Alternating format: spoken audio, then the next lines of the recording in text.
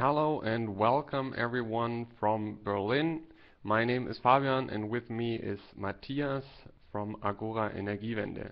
Thanks for joining in for this webinar on the developments of 2019 of the European power sector. First of all, a few technicalities. If you experience any difficulties, technical difficulties, there is a chat window that you can use. And then we have our communications team around us that will try to help.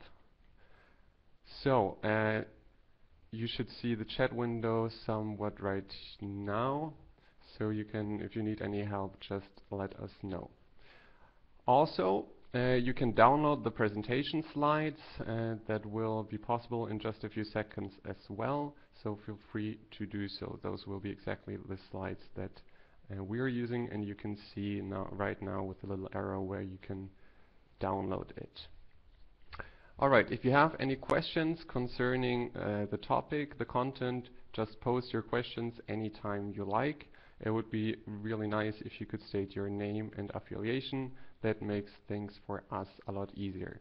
You can post questions anytime you like, however, we will only answer the questions after the presentation.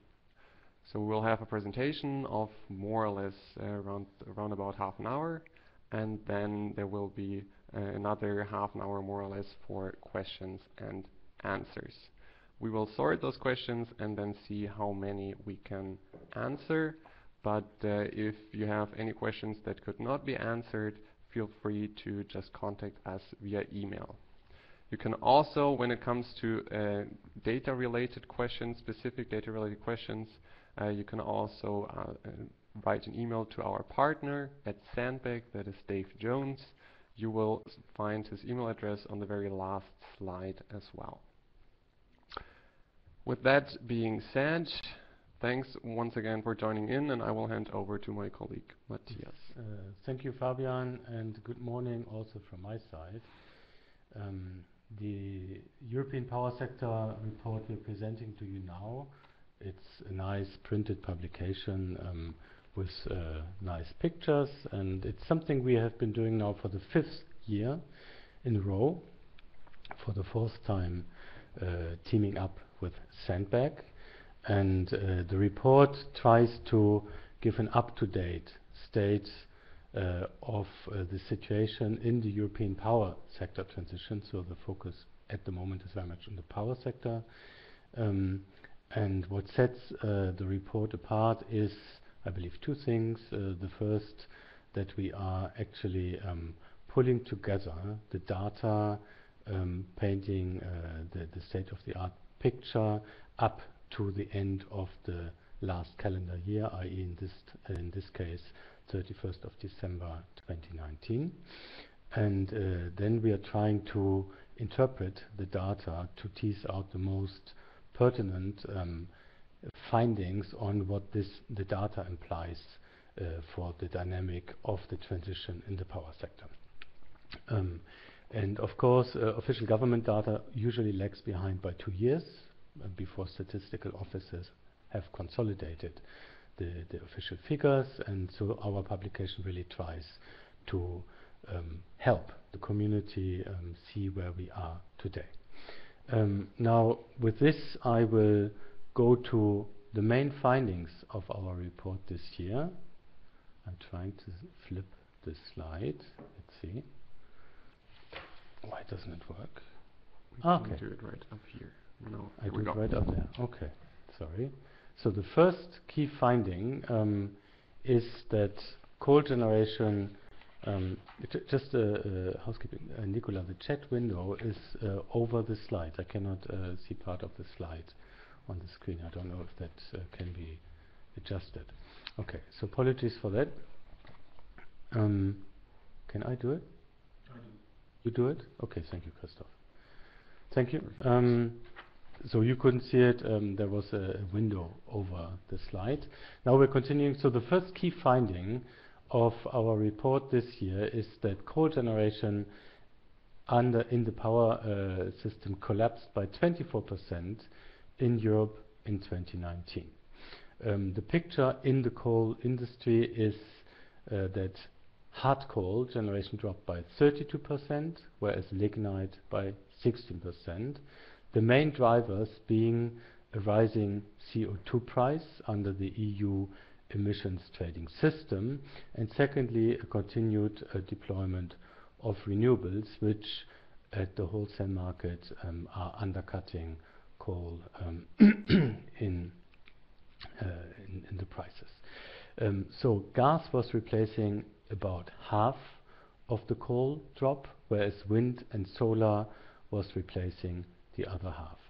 Our expectation is that the coal decline will continue. Why? Because in the meantime we have 15 member states in Europe that have set an end date for coal use, with Greece and Hungary joining in 2019, and the group of member states that has not yet set an end date for the use of coal is down to 5, and these are listed on the slide. Moving to the next slide. Okay. Yeah. So, of course, coal is a very carbon-intense fuel with the sharp drop in coal generation. This also resulted in a significant decline of CO2 emissions in the power sector, falling by a record 120 million tons, or 12% in 2019. Now, overall, the emissions under the EU emissions trading system, which also includes not only the power but also heavy industry, fell by 7.6%, which does reflect that by and large industry emissions declined only slightly by 1%, and Fabian will show a bit more of that later on. Nevertheless, emissions covered by the ETS continue to fall much faster than the cap, and this is of course one important finding also for the current debate on how to accelerate climate action in Europe. Okay, perfect. Good. So we have a slight technical challenge on flipping the slides. The third key finding is that renewables rose to a new record, supplying 35% of EU electricity in 2019. And for the first time, you may recall, some of you, that in 2017 we reported that wind, solar and biomass had for the first time contributed more electricity to EU power sector than coal. Now for this year we can report happily actually that wind and solar combined provided more electricity than coal. So this is reflecting the continued increase in solar and wind in particular to the renewable electricity generation in Europe. Now looking at the map in Europe, we like in last years see the strongest increase in wind and solar in Western Europe, but notably also Poland and Greece really are now starting to engage on renewables. And this is not so much showing in the statistical data yet, but looking at the deployment figures that happened in Poland and in Greece, we expect this to become very visible in the next years. Still, the large parts of Eastern Europe are significantly lagging behind when it comes to renewables. We saw, as in past years, record low auction prices, both for offshore wind and for solar. And an important finding also politically is that the largest wholesale price decreases actually correlate with countries where wind and solar are expanding most. Now, those following more the political process will have taken note of a new European Commission taking over at the beginning of December, and at the center of the von der Leyen Commission is the political flagship project, the European Green Deal. And for the first time we see a European work program which really puts the fight against the climate crisis at the center of policy development over the next years. This has been supported by EU heads of state just before Christmas, that unanimously endorsed the objective of Europe to become the first greenhouse gas neutral continent by 2050. So this also means that EU climate ambition in the next decade, so by 2030, also will need to increase in order to bring us to a trajectory of emission reductions that is in line with the long-term objective of greenhouse gas neutrality. And the figures discussed there are at the moment to increase climate ambition from today -40% by 2040 domestically to -50 or possibly -55%. Now, in this, from this perspective, we do expect that power sector emissions will keep falling, even if at the same time sector coupling will increasingly come in, i.e. Electrification of transport and heating, also contributing to some increase in electricity demand. So those are our key findings, and now we're moving to the data, and Fabian, over to you. Thank you. Yeah, let's get started with the graphics. So what we can see here is, first of all, number one, the electricity consumption, and number two, the GDP growth. And this data relates back to 2010 until 2019, and what we can see is decoupling is possible. So in 2019, we could see that the electricity consumption decreased by 2%, whilst we saw a GDP growth of 1.4%. Let's have a look at the power sector. So the absolute changes from 2019 to 2018, you can see on the left-hand side, and here it is very, very visible that coal declined massively. Both combined, lignite and hard coal, fell by almost 150 terawatt hours. And this, as Matthias said earlier, was replaced more or less 50-50 by renewables and gas. Also, as I just said, the consumption, the overall consumption, decreased. On the right-hand side, we can see a timeline basically going back to 2010, where we can see just the overall development. And here we can see that renewables are increasing steadily but slowly. But we can also see that the lion's share is still provided by fossil fuels, gas, coal, and then we also have the conventional energy, nuclear. So overall, why did this happen? Matthias already mentioned this was partly due because we had the CO2 price increasing. We also had a relatively low gas price, which I will get to a little later once again, and we had really good weather conditions for wind as well as solar PV. Now just looking at the relative shares of 2018 compared to 2019, we can see that there are rather small changes, but they continue to happen. And what we can see is that renewables rose to a new record. And we can also see that basically all those generation types within renewables increased except for hydro, which could not increase its share, whilst basically except for gas, all the conventional energies slightly decreased, or coal even a little more heavily. Looking a little more in detail just at coal, we can see on the left-hand side the development of hard coal generation of the total EU combined from 2010 to 2019. On the right-hand side, we can see a lignite for basically the same time frame. And now what we can see on the left-hand side is also in this lighter gray that is visible are those countries who are phasing out coal, who have phased out legislation in place, and those obviously make the biggest share. And we can also see, well, those in black, basically that is mainly Poland, so to say. So Poland would be the white line, and the other countries that are below Poland are just really small. When it comes to lignite, we can see basically also again those with the lighter color on top are those countries, or the generation of those countries that are phasing out coal, out of which Germany takes basically almost, I think, more than 3/4 of the whole generation. But there we also have a few countries that have not phased out coal yet, or do not really discuss it yet. They're yet to start discussing a coal phase out on a legislative place. And here we also have a little more diversion between those countries and the generation.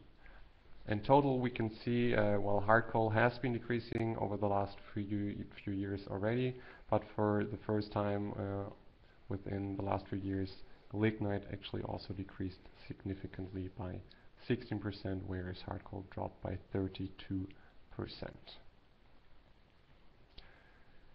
So, once again, why did this happen? The graph on the left-hand side is a little more complicated, so I'll just explain it really quick. What we can see is, number one, the CO2 price, which is displayed in red color, and then we can also see basically the levelized cost, or the marginal cost, better to say, of certain types of power plants. So we have gas-fired power plants in this rather bluish line, and then we have hard coal power plants in the black line.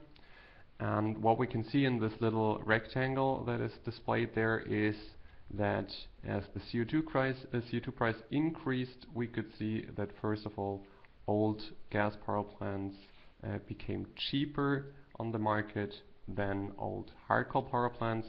And then as we saw another increase, we can actually see that also new gas power plants compared to new hard coal power plants, rather modern with high efficiencies, and here as well, gas power plants became cheaper and thus were used more on the market. On the right hand side, we can see the average day ahead power prices in those respective countries.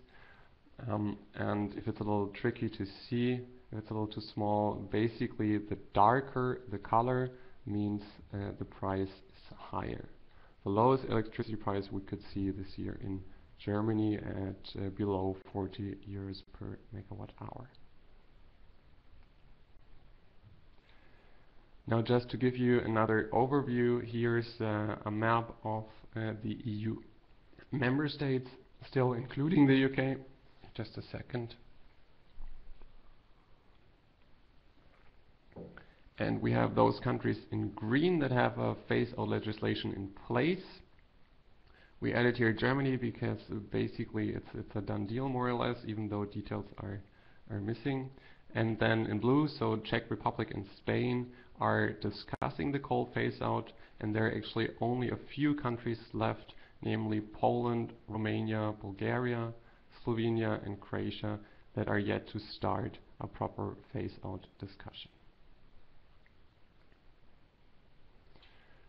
Now, just showing once more, when we look at the numbers 2012 compared to 2019, what was the development? And here we can clearly see that, well, coal declined massively in total, hard coal as well as lignite, and it was replaced mainly by renewables, in a few countries also to a certain extent by gas, but the overall picture is very clear. Coal declined and was replaced by renewables. And now, coming back to the focus on renewables, the member states are currently taking the last steps to meet their binding national targets on renewables deployment under EU legislation for 2020. And so we have seen, in line with EU legislation, a continuous increase in renewables deployment, mainly through the growth of PV and wind, also some biomass, but hydro remaining by and large stable over the years. And as I was saying already before, for the first time in 2019, and this is on the right hand side of the picture, we see that coal is less important when it comes to electricity generation in Europe than wind and solar combined. Now, this picture, the next graph, is depicting where we are today, so the solid part of the graph, and to the right where we have to go by 2030. Now, the situation is that the growth rate we have seen really in the last calendar year for renewables, and particularly for wind and for solar, will need to continue at this speed or even higher over the course of the next decade. If we are discussing an increase in the EU greenhouse gas targets, we would expect that also the deployment pathway of renewables, again particularly of solar and wind, needs to be accelerated even further. So compared to the last decade, we will need to see on average twice the deployment speed over the coming decade. That's the message here.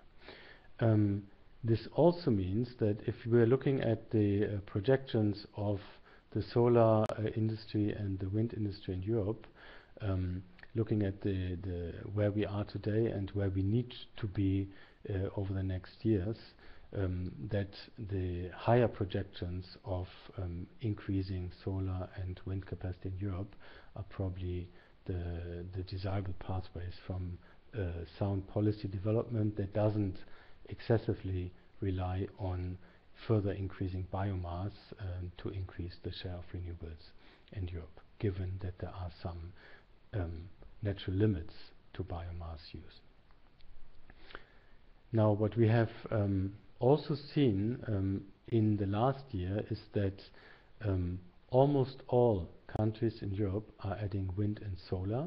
This is shown to the left of the no, just checking, this is shown to the right of this graph. So almost all countries are adding new capacity, and the share of the renewables contribution to power generation is shown on the left, is also increasing across the board. But of course the share is also reflecting the relative situation of the respective countries where they are today. Word on the emissions trading system. We have for years, we're seeing a situation where emissions under the ETS, actual emissions under the ETS, are significantly below the cap. And this is despite the successive ETS reforms that have taken place. Of course, with the beginning of the new framework on the market stability reserve, as well as the increased intake of excess allowances into the reserve, the prices of the ETS have become more robust in the range of around 25 euros per ton of carbon emissions over the last calendar year. This said, as we see, actual emission levels are still significantly below the cap, which politically, of course, reinforces the point that an increase of EU climate ambition will most likely start with a further tightening of the ETS. So when we look a little more in detail, where did those emission reductions take place? We can see here on the left-hand side the different sectors or different parts. We can see lignite power plants, hard coal power plants, then other power and heat, and the industry. And here we can see that basically, well, for lignite and hard coal, it's very clear. Here has the emission reduction taken place, and also in other power and heat. Whereas in industry, compared at least to those 2010 numbers, I believe here, it is quite clear that we actually saw a slight increase compared to the last year. Also in industry, we could see a slight decrease actually. Now when we look on the right hand side here, we can see the changes, the relative changes, the relative changes over the last few years, always going back, and there we can see that as an average we had something minus 2.8 or so percent as an average over the last few years, and now in 2019 we were actually at minus 7.6%. So we exceeded this average by far. This was the 120 or 128 million tons that we reported. Once again, this was due to falling emissions in the power sectors, because this is only displaying the ETS emissions and does not tell much about other sectors that are not within here. And the industry is also within this ETS system, and here we could see basically stagnating emissions.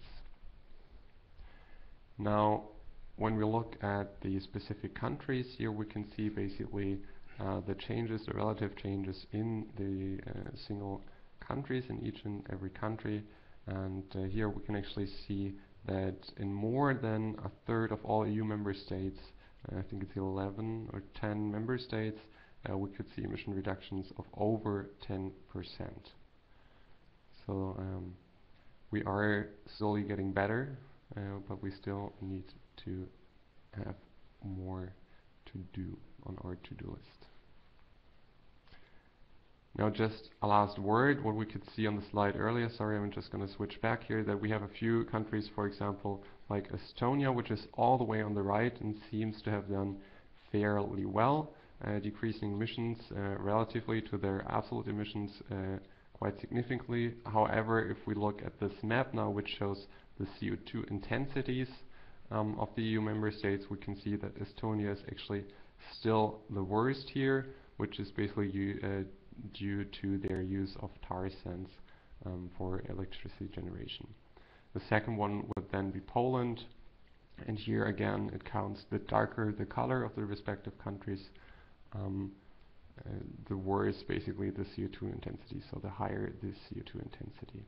Overall, we could actually see a drop of around 11% as an average.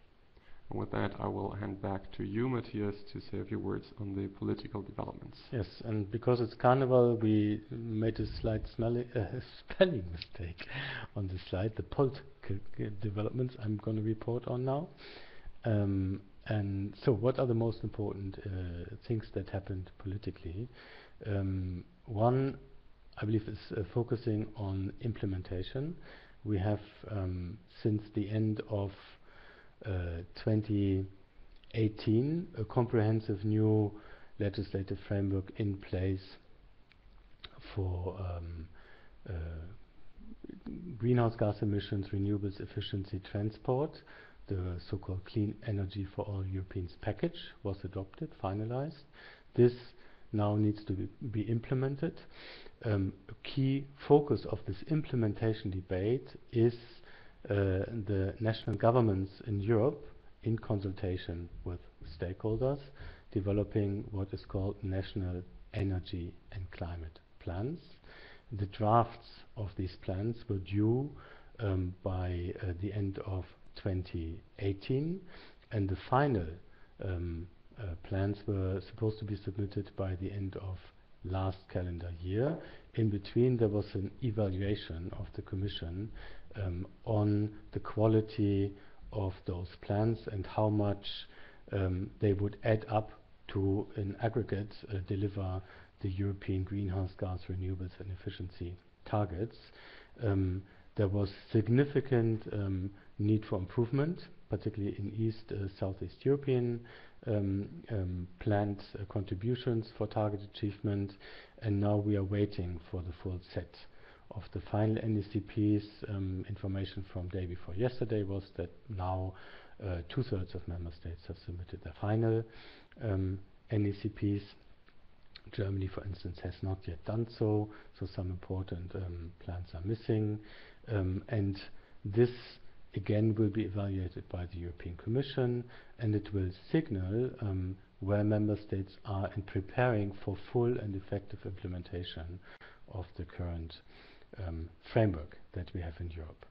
And of course, the clarity and robust figures on where we stand with the current planning is what we need to have in order to then have an informed debate on how to accelerate climate action in Europe, because this is what Ursula von der Leyen, as new President of the European Commission, has really made the central part of her political mandate.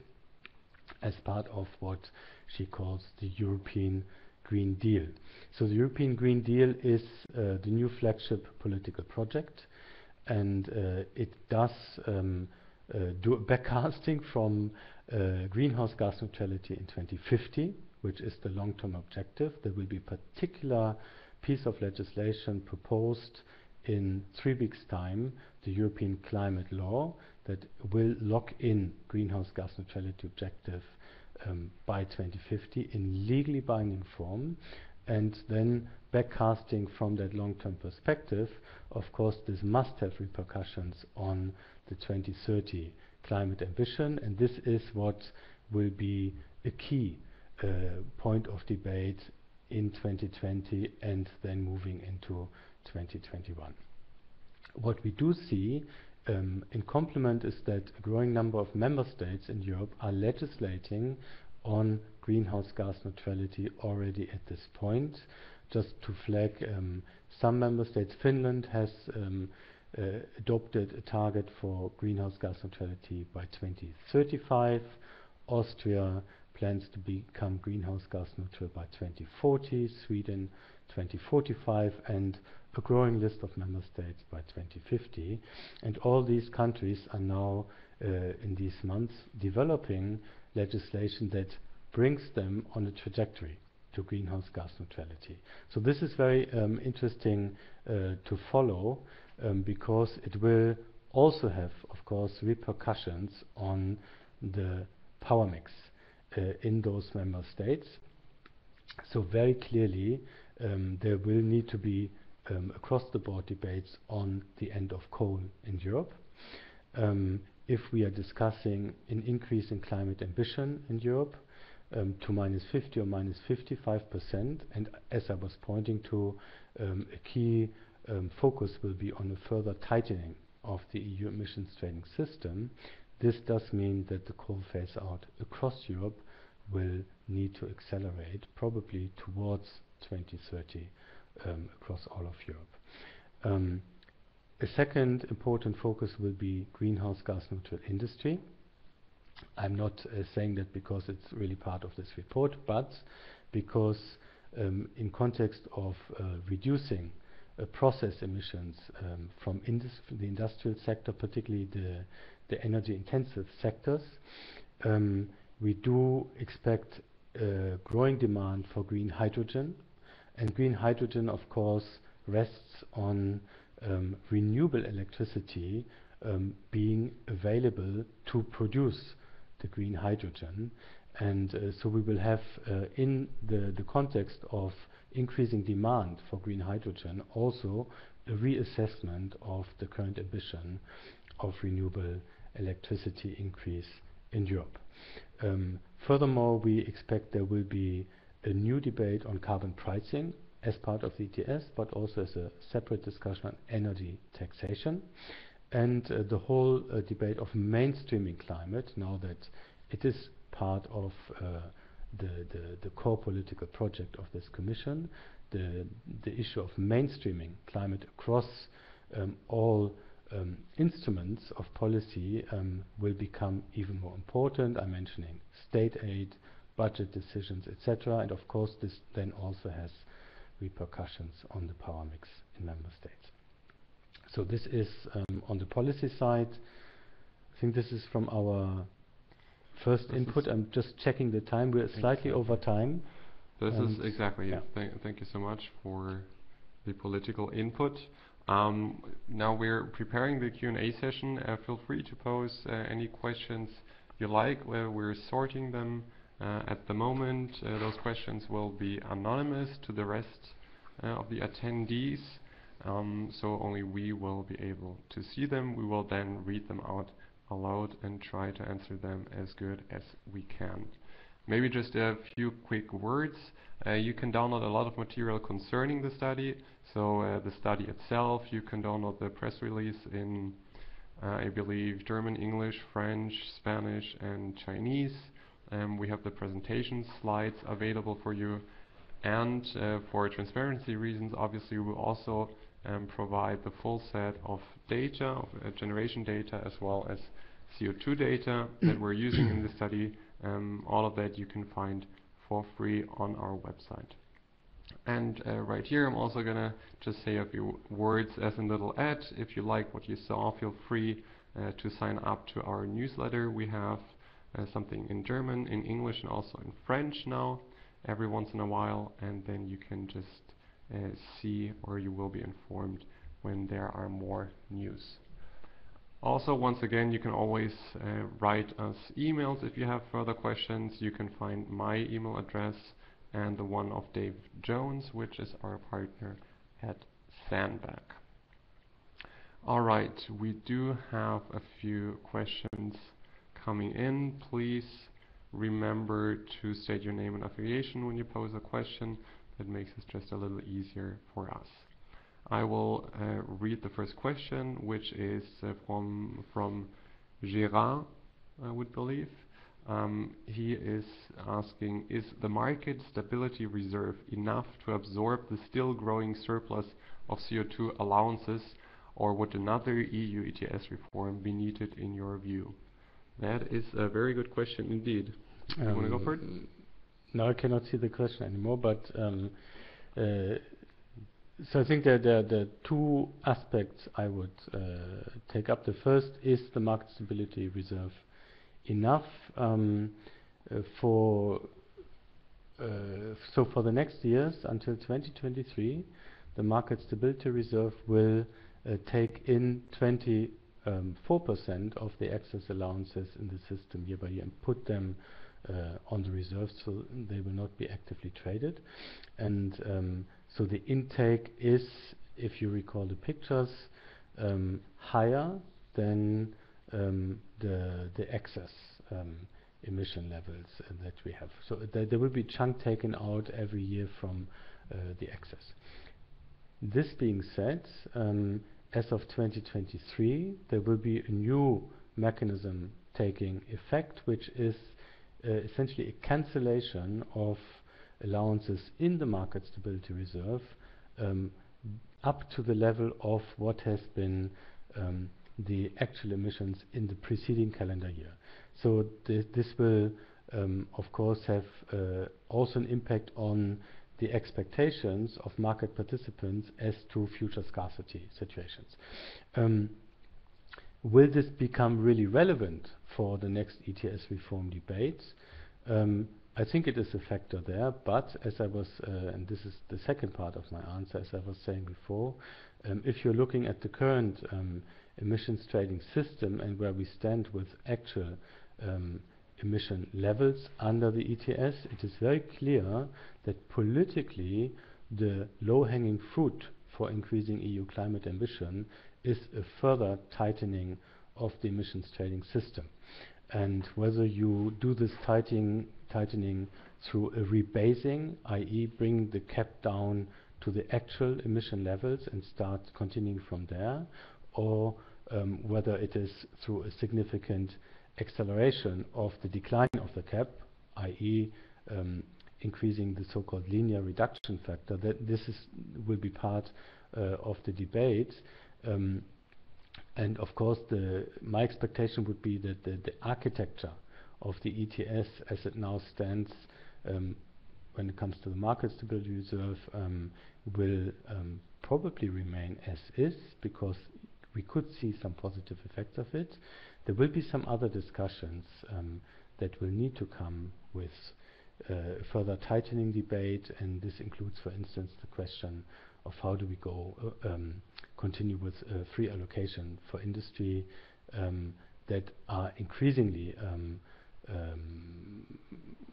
using a share of the allowances that are put to the market, how the system will continue. So it's a bit of a complex one. So I would expect the ETS reform will overtake, in a way, the ability of us to watch how the system will perform as it now stands.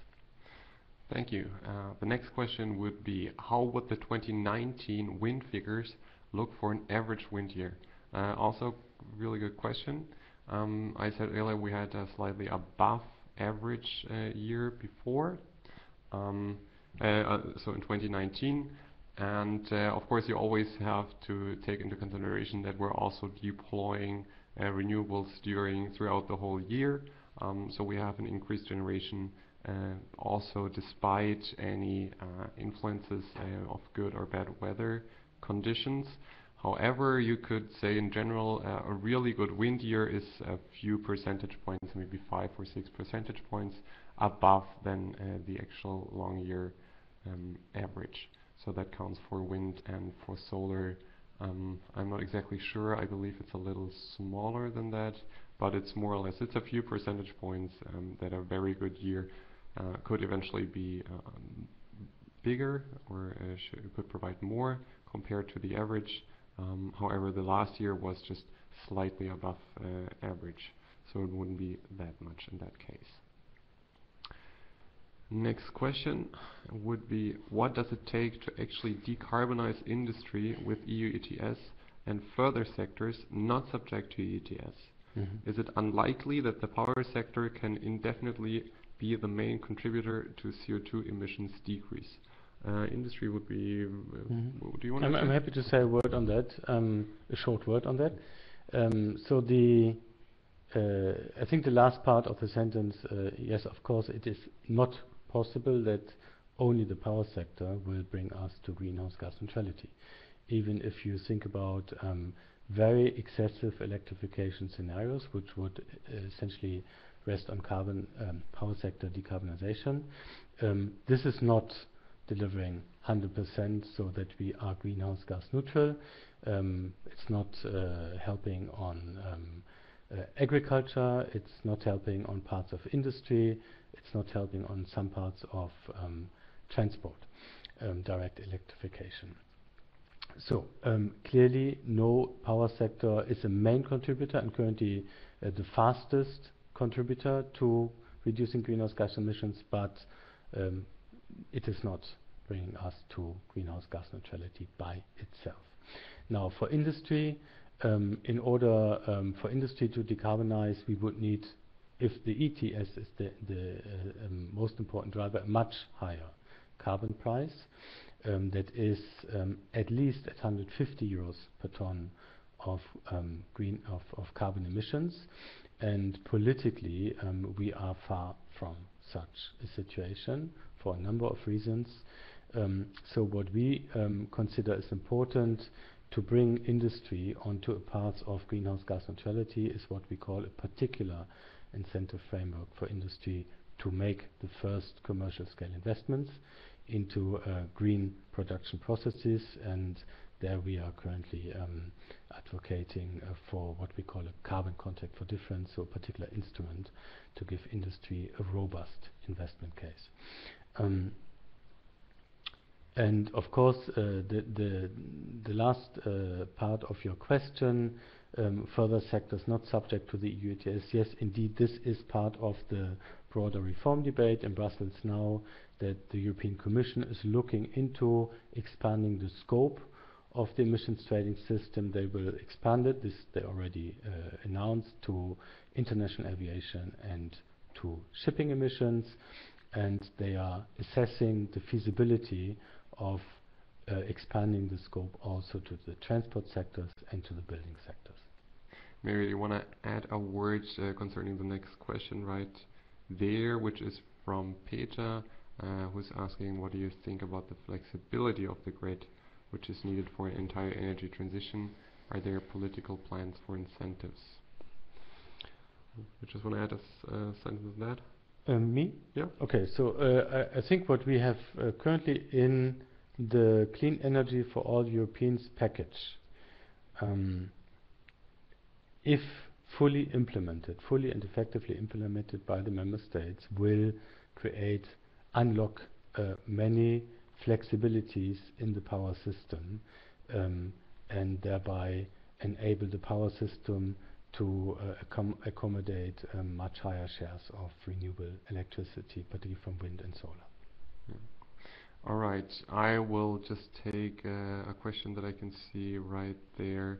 How do you see the barriers to the expansion of the onshore wind energy in Germany regarding the need to cope with the targets assumed by the German government and the EU? That is a very good question indeed, although it is also just say a few words, because this is a very German case and a very German question in the way that we see this lack of additional wind capacity basically mainly in Germany. We actually see wind expansion in many other countries, and in Germany we do have a problem of very little capacity that is being added to the system or at the moment in the last year especially, but also in the year before that. That has a few different reasons. We have environmental organizations and associations suing different power plant operators that want to build up these onshore wind capacity, and thus we have fewer power plant operators investing in actually building new wind capacity. We can also see that those wind auctions are usually short. So when we have 500 megawatts of auction volume, we only see bids for around 300 megawatts, and this obviously makes also the renewable energies more expensive than they really are, because everyone who is actually bidding can bid maximum price and will still get a positive result. So there's no competition in those auctions taking place, and thus it's more expensive than it would have to be. So yeah, there are definitely there are barriers, although how it is presented in the media is also, you always get the impression that a big part of the public is actually against wind or onshore wind energy, and that's definitely not the case. When we look at the different polls, they're actually asking what do you feel about wind energy, wind onshore energy. We actually have the vast majority of more than 80% that are definitely in favor of onshore wind energy, and this is actually also not, there's not that much of a difference between if you ask people in the city or on the countryside, which is often said. So we do have this problem that not much is happening, despite the fact that actually a lot of people, or the vast majority, is in favor of that. And there are a lot of discussions going on at the moment, and I think I'll need to cut right there. We were also discussing this to a deeper extent in the German power sector review, where you can have a look at, and if there is still any questions open, you can always contact me directly.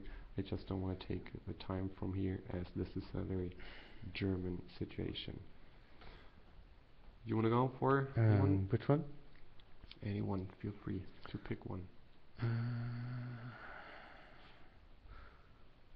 There's a lot.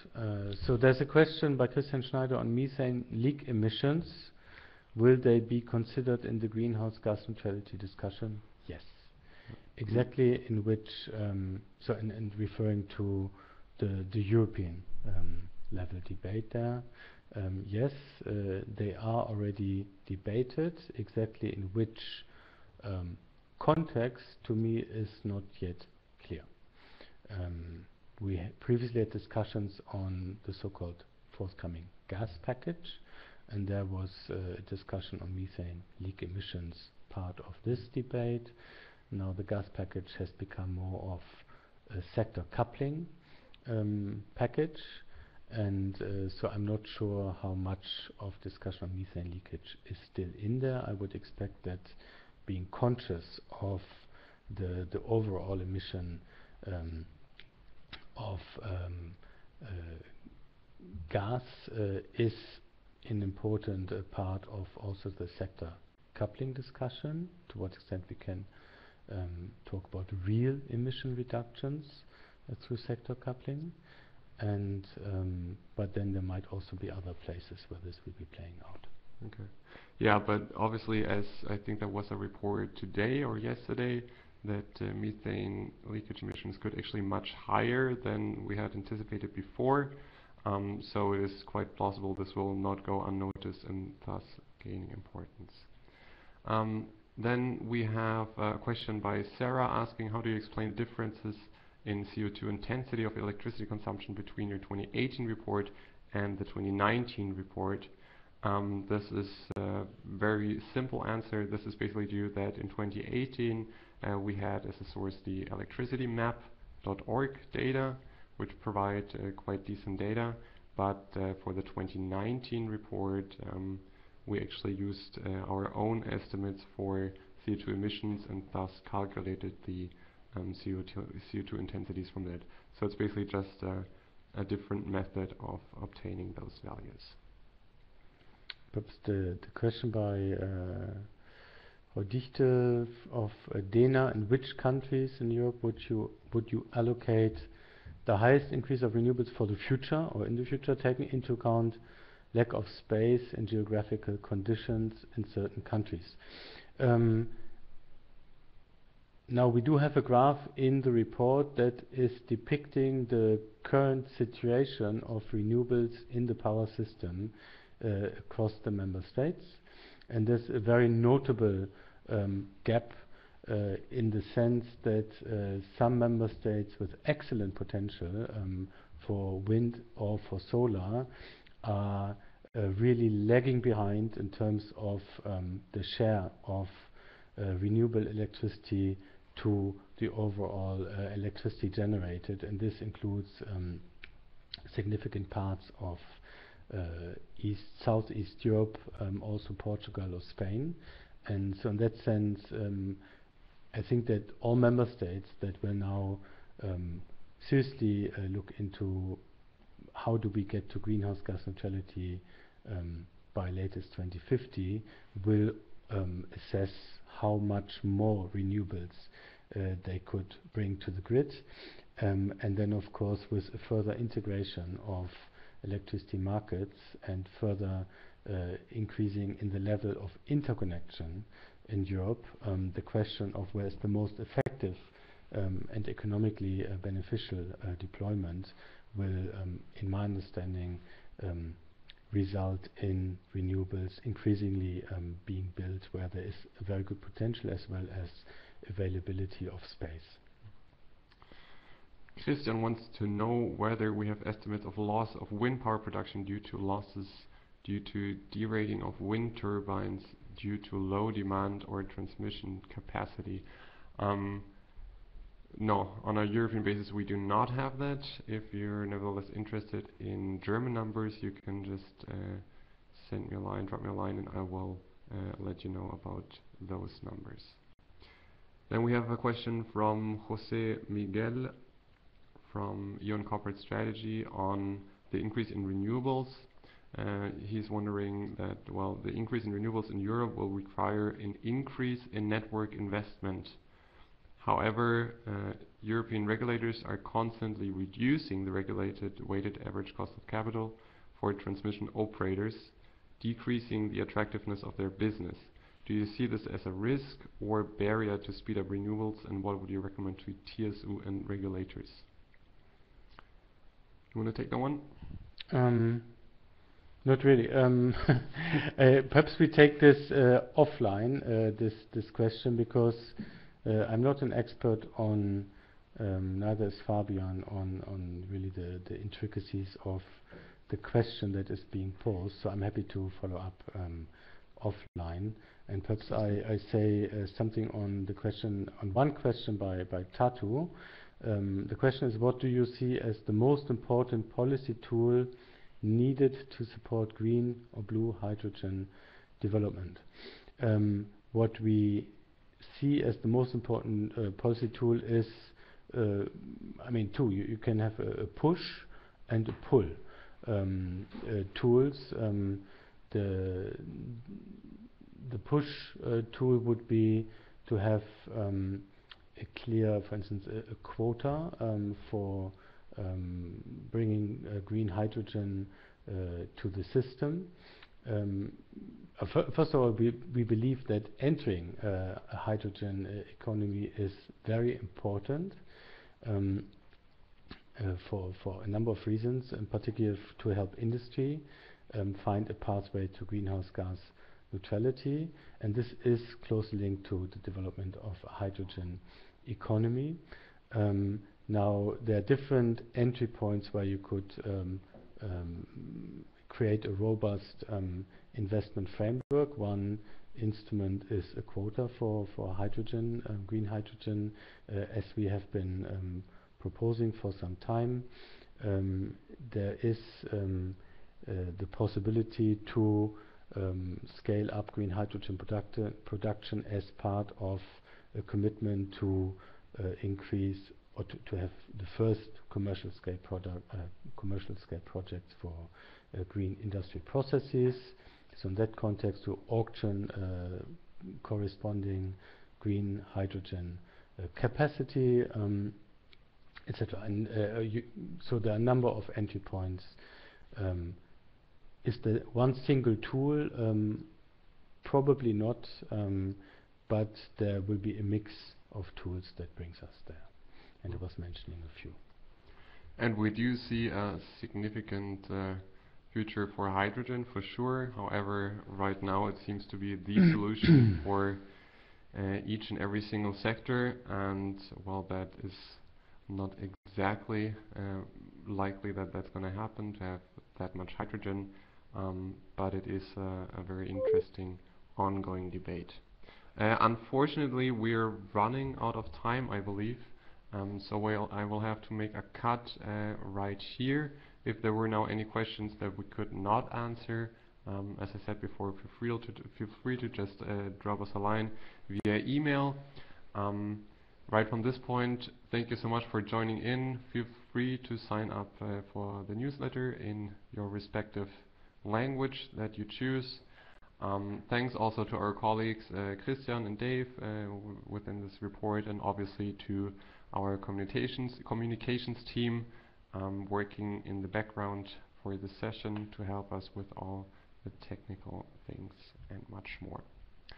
That's it from me. Do you have anything more? No, nothing to add. Thanks to you for joining, and hopefully you enjoyed it. Exactly. Take care and goodbye from Berlin.